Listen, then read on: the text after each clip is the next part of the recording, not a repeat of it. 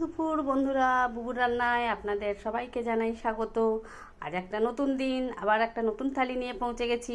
আজ আমার রান্নার থালিতে আমি কি দিয়েছি চলুন দেখে নেওয়া যাক। দিয়েছি ভাত, শাকের তরকারি, দিয়েছি পটল পোড়া।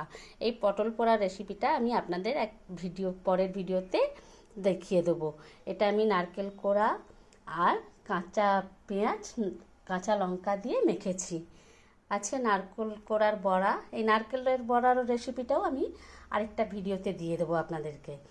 দিয়েছি এক টুকরো পেঁয়াজ, কাঁচা লঙ্কা ও নুন। আর পাশে আছে পোনা মাছের ঝোল, আলু বিনস দিয়ে পোনা মাছ দিয়ে ঝোল করেছি। আর আছে গাছ পাকা আম। এক ভাই আমাকে কমেন্ট করে বলেছেন, দিদি ভাতে নুন দেননি কেন, বা কাঁচা লঙ্কা দেন না কেন।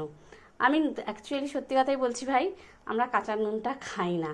তাও তুমি যখন বলেছো, তোমার কথা রাখতে আমি নুনটা পাশে রেখেছি। তোমার অমূল্য মতামতের জন্য তোমায় ধন্যবাদ। আজকের মতন আমি চলে যাচ্ছি। আমার থালিটা যদি আপনাদের ভালো লাগে, অতি অবশ্যই একটা লাইক, কমেন্ট ও চ্যানেলটিকে সাবস্ক্রাইব করে পাশে থাকবেন।